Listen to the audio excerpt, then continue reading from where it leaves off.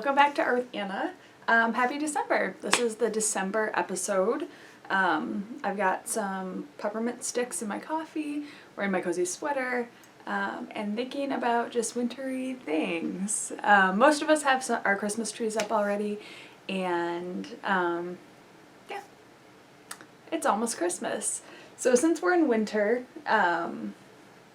although it hasn't been too cold here and we haven't had any snow yet, I was thinking about what we could do this month that kind of related to the season around us. So we will be looking at Dutch architecture. Nope. We will be looking at Dutch landscapes, and specifically winterscapes, and even more specifically winterscapes of people ice skating, which was surprisingly popular in the 17th century. So that's what we'll focus on today. I'm excited to tell you a little bit about our artist, take a look at the artwork, and make artwork of our own. So let's get started. Alright, our artist for today is a man known as Hendrik Abercamp, and he's a Dutch painter from the 17th century. I am wondering though, since it's the 17th century, what years were in that century? So we know that the word century means 100 years. So if we're talking about the 17th century, what years are those?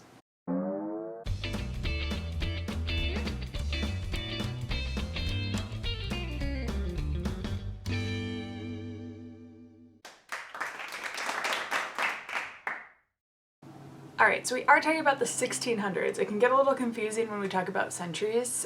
Typically, if you have the century and you subtract 1, then those are kind of the hundreds of years that are taking place during that century. So that's the time frame of this painting, and the painting we're looking at is called Ice Skating in a Village. Hendrik Abercamp actually was mostly known for his winter landscapes, and landscape painting had become super popular in the Netherlands, and that's because of the Protestant Reformation. After that happened, the idea of painting more secular things, or things that weren't connected with religion, became more and more popular.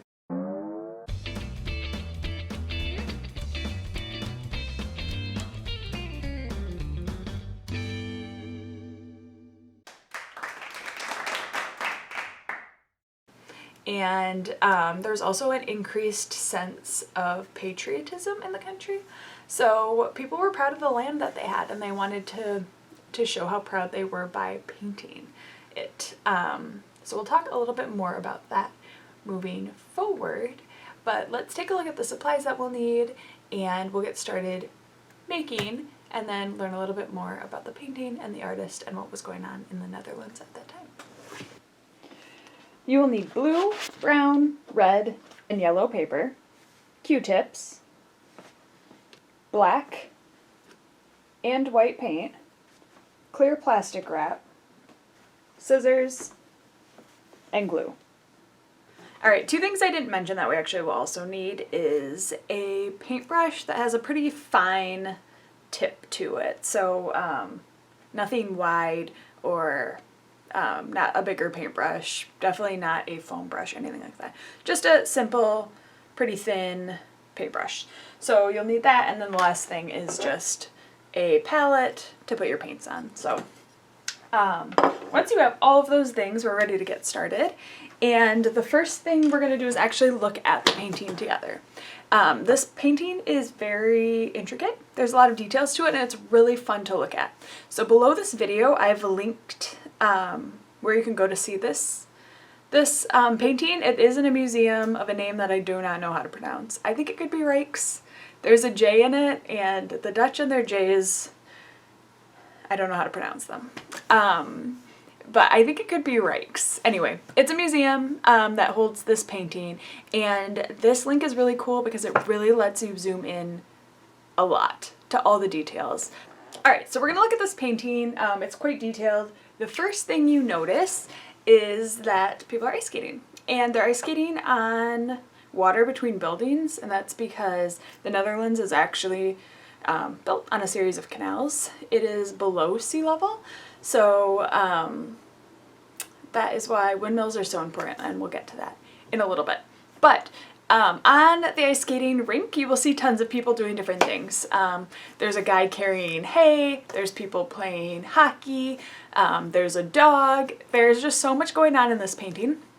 So if you want to hit that link, and you can really zoom into all the painting and just take a peek at all the fun things that the people are doing. I think this painting's super fun because there's just a lot going on, and it's also fun to see what they're wearing. There's a lot of very cool old Dutch hats that people are wearing. And yeah, just take a look at the painting because it's pretty neat and very, very detailed.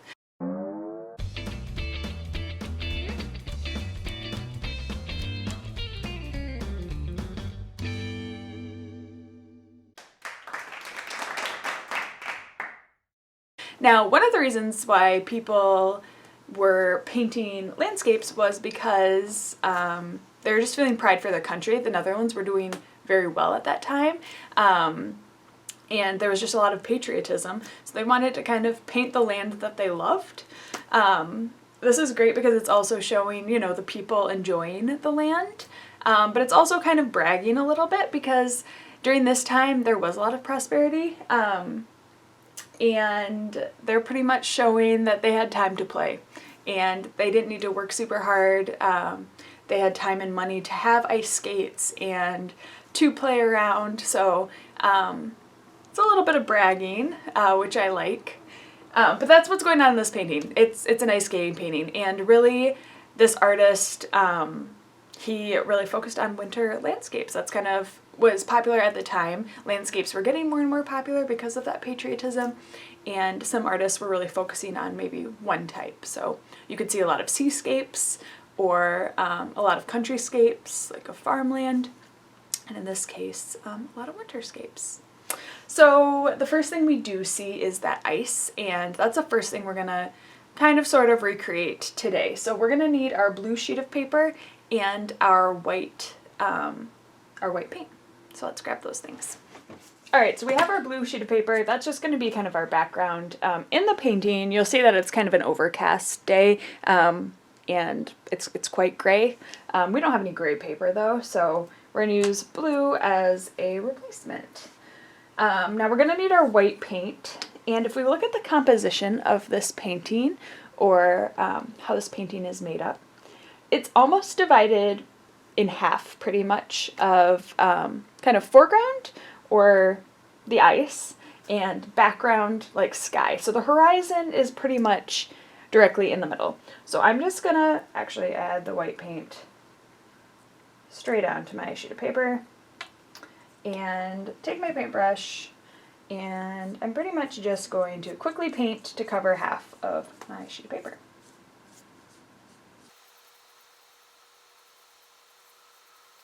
Now I've covered some of it, but not all of it, and that's okay, because I'm actually going to take my plastic wrap, and I am going to grab a piece of it, and this is going to kind of be the shiny part of our ice. So I'm going to cover, or try, it's a little tricky, to cover my paint, and then we get to do the fun thing of kind of moving it around underneath the plastic wrap.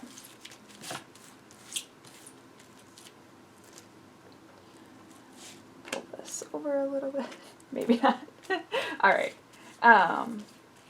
So how about you work on that step, have some fun making your ice, and we'll connect back for the next step.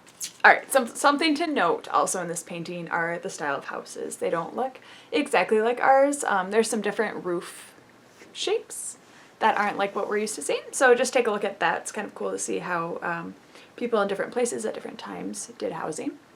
But now we're going to look at kind of how the houses on the sides are configured to show depth of the painting.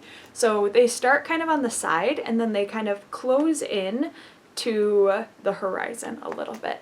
And so we are going to cut out some house shapes, whatever house shapes you want to make, and we're going to cut them out of our yellow and our red paper.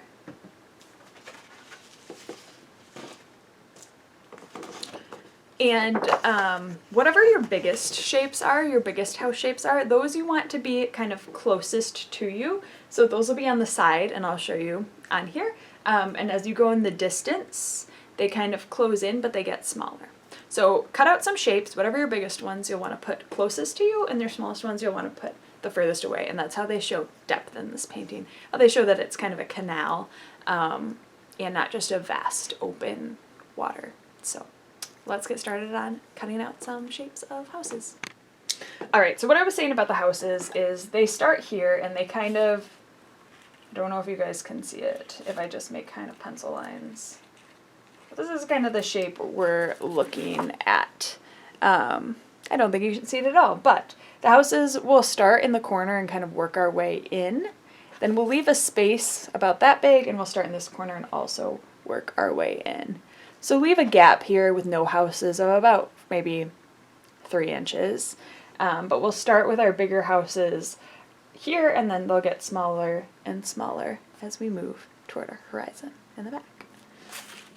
So let's get cutting out some houses.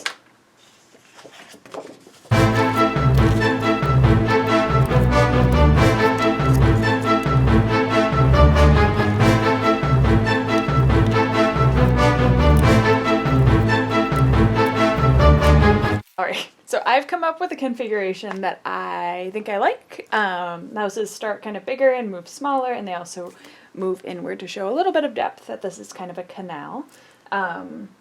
So I am going to glue them down, which I found my glue. If you've been watching my videos for the last maybe 3 videos, which would be 3 months, I could not find it, and then I found it in a very random spot in my apartment.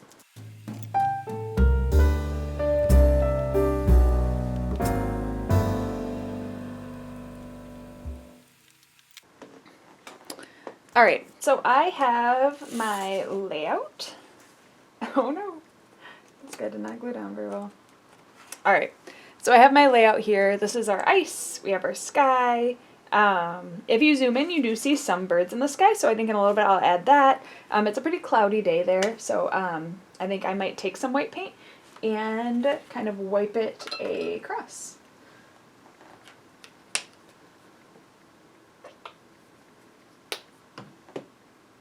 Make some cloud shapes.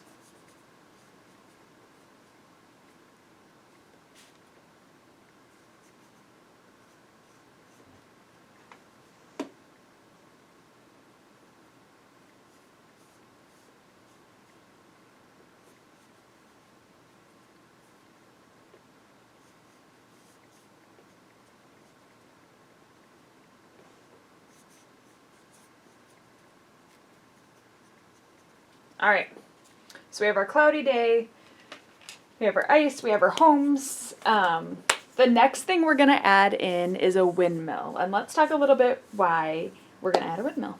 So we are going to add a windmill, and that is because they are very important to the Dutch. Here in Holland, Michigan, you may have been to Windmill Island, where we have a windmill from the Netherlands. If you haven't been there, it's really cool. There are actually bullet holes in it from World War II, and I don't know how we got it or why. Maybe a gift from the Netherlands for being a settlement with so many Dutch people. I'm not sure. Someone will have to fact check me on that. But a lot of people have seen a windmill or know what they look like, even just from art, or have just seen them around.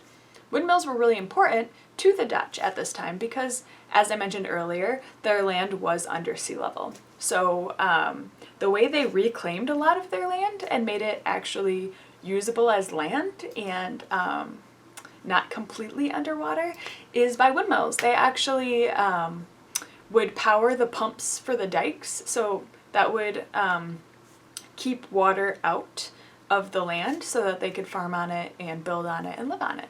So that's why windmills are so important to the Netherlands. The one here in Holland, Michigan, it's used to grind flour, which I think was also pretty common use in the farming areas. But here in the canal areas, it was really important to have these because they kind of kept your house dry and not flooded. So a windmill is important in a lot of Dutch paintings. And in the background of this one, you for sure see a windmill. And sometimes they would even put windmills in if there wasn't a windmill in the scene. Just, again, kind of a sign of patriotism. So we are going to add our own windmill to our scene also. And we're going to take our brown sheet of paper and our scissors and our glue. And that's what we'll need to make our windmill. Ready for that. Alright guys, we are going to make a windmill now. You'll see it at the brown paper over here. So we are going to take, I'll show you how I made it. We're going to take our brown piece of paper, and I cut a strip that was about 1 inch to 1.5 inches wide and half the length of my paper. So it's just slightly shorter than my hand in length, probably about 5 inches, I would say. And I'll make another one with you guys. So we're going to cut out a strip.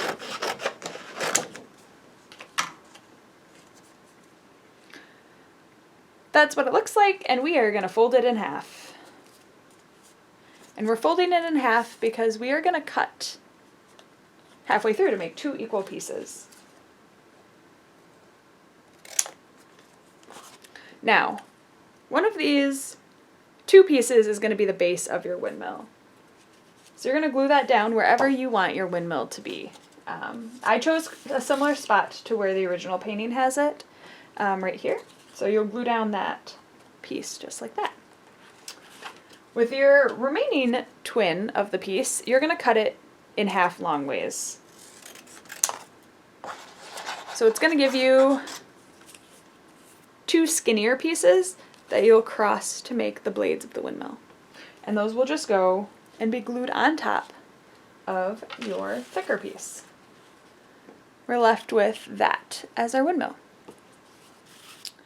Alright, the next part is going to be the fun part, in my opinion, and it's going to be adding the people. So we're going to make a simplified version. We have not been studying for a lot of our life to be painters, so I don't think we'll be able to draw or paint people as well as our artist has. However, we're going to make our own little people. So we're going to need a Q-tip for this and black paint. So I've just squeezed a little bit of black paint here in my palette. I'm going to take my Q-tip, put some black on the tip, and wherever I want people, I'm just going to make little dashes like that, little lines. Over there, one here, one here. Alright, so I've got these little dashes. I'm going to add a few more. This guy got a little messy. Because it's on the plastic, it actually will clean up quite easily if you want to use another Q-tip to kind of clean up what you've done. I'm going to have 2 people kind of close to each other. Maybe they're a couple skating. And then one more guy over here. So I've got my dark dashes. I'm going to put a little more paint on my Q-tip and make some dots at the top of my dashes. It's just making their heads. So we have some little figures already like that. Now I do want to add some details to my people. You are welcome to stop there. But I think a lot of the fun of this painting is seeing what all the people are doing and how they're dressed. So I, with my thin paintbrush, am adding just a little bit of black to it. I'm going to add some legs that kind of go out with some ice skates on them. This guy got some arms. That guy's ice skating. So is the person next to them. So I'm going to add some legs with feet and ice skates. But this guy is playing a little bit of hockey. Made him a hockey stick. And then this guy up here, I think I'm going to give him a cool Dutch top hat. So you can add details as you want or not to your people. So I have given this man a little top hat, and our guys down here are skating and playing hockey.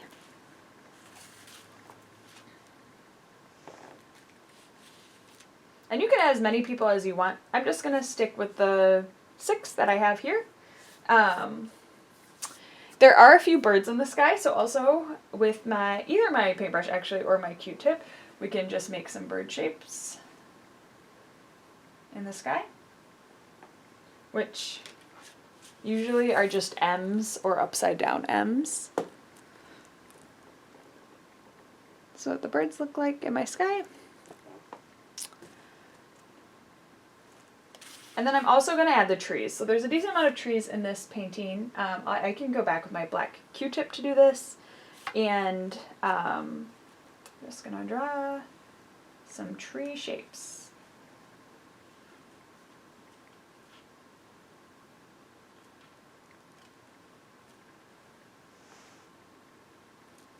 Tree. You know what? In the background, since I want them to be smaller, I'm going to use my paintbrush.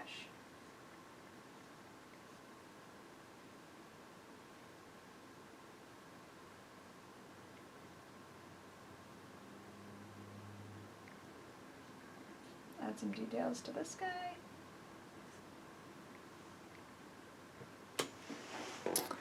And I think there we have it. We have a proper Dutch landscape of people ice skating.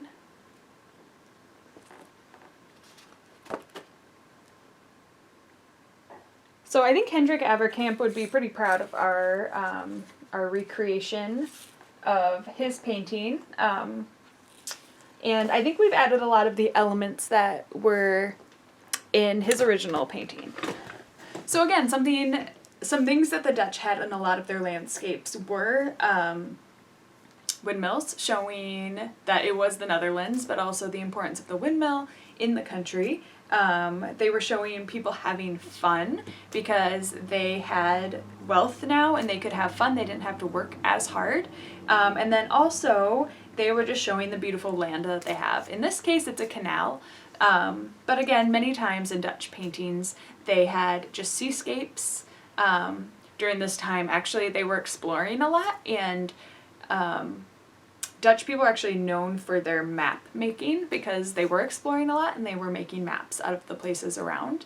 So that's why seascapes are really important. And then they were also just proud of the land that they have. So countryscapes were pretty popular, and then also their winterscapes.